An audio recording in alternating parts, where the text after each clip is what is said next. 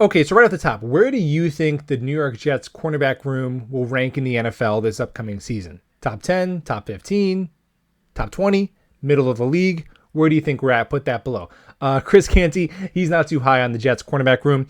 He was on air with Greeny, Jets fan, over at ESPN, and he said that the New York Jets, even after taking Sauce Gardner in the draft, are still quote unquote thin in the cornerback room. I think it's one of our deepest positions. Now, before we even talk about who we've added, where were we last year? Okay, last year, if we look at yards per pass attempt, a pretty good barometer of a team's passing defense, the New York Jets were really bad.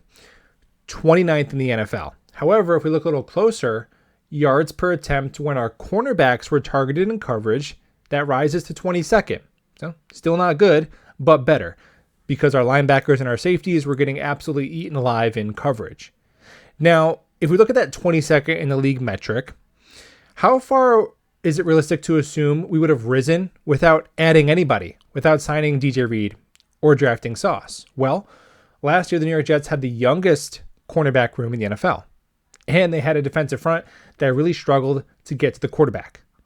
So just by adding the variables of our young guys going into their second and third seasons, and our coaching staff going from its first season to its second season, and adding Carl Lawson, Jermaine Johnson to that defensive front, I think it's safe to assume we would at least crack the top 20 in that metric. Okay, now DJ Reed enters the chat.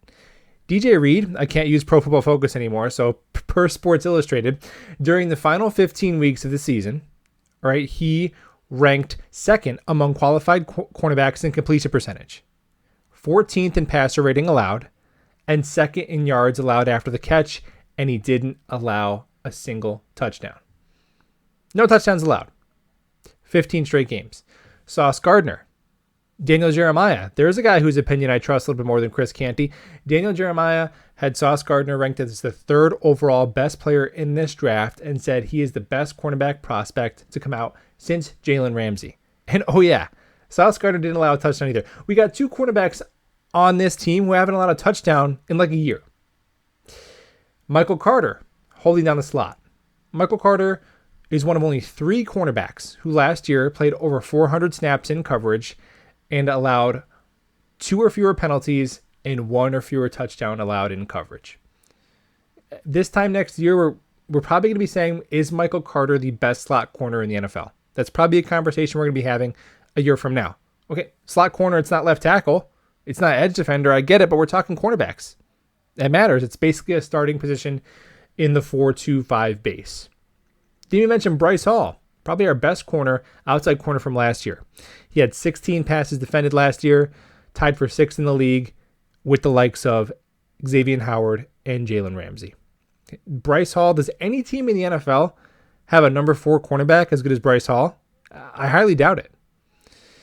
And then even some depth pieces. Brandon Echols held up well in man coverage last year. Picked off Tom Brady, had a pick six against Tua, a really bad tackler, but that's your number 5. A young kid who can hold his own in man on third downs.